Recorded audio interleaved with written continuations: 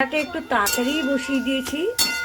আজকে না টমেটোটা দেখে আমার ঠিক পছন্দ হয় না, যেহেতু বাড়িতে নিয়েছি কিন্তু সাদা সাদা, এখন রান্না করলে কি সাদা হবে না লাল হবে ঠিক আমি বুঝতে পারছি না। আর এইদিকে বসিয়ে দিয়েছি ভাত।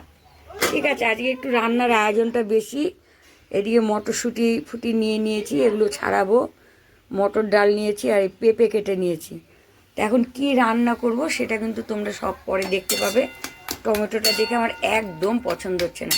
তো যাই হোক, বাজারে যেহেতু আমি যাইনি, তা এখন কি করা যাবে, কিছু করার নেই। আর বেগুন নিয়েছি, হ্যাঁ বেগুন কি করি দেখি, বুঝলে।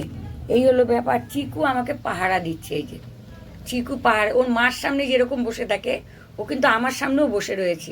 চলো এইদিকে রান্নাটা করেই ফেলি, ঠিক আছে। আর চিকু কিন্তু গরম গুরুম গুরুম করছে।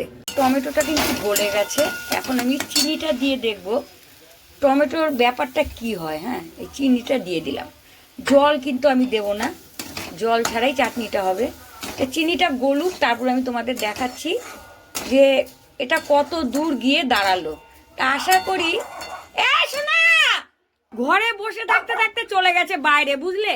তবে কিন্তু টমেটোর চাটনির কালারটা কিন্তু লালের থেকেও সুন্দর হবে। দেখো কত সুন্দর হয়েছে কালারটা, হেভি হয়েছে কিন্তু কালারটা, তাই না? দারুণ হয়েছে না? আমি তো টমেটোটা সাদা দেখে আমি ভয় পেয়ে গেছিলাম, কিন্তু না, কালারটা কিন্তু দারুণ হয়েছে। আর আমি কিন্তু এক ফোঁটাও জল দিলাম না, সেটাও তোমরা দেখলে, তাই তো। দাঁড়াও, নামাবার সময় আবার দেখাবো। চাটনির কালারটা খালি একবার দেখো। আর নিয়ে এসে তোমাদের কাকা পনির, এই যে, ঠিক আছে। চিকুকে আমি পনির দিয়ে ভাত মেখে দেবো আর এমনি রান্না করব নিরামিষ করে।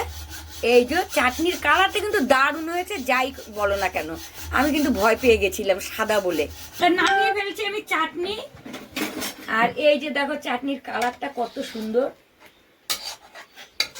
দারুণ হয়েছে কিন্তু চাটনির কালারটা। এই পর্যন্ত ছিল আমার চাটনির মেনু। তেমন অন্য কিছু রান্না করি।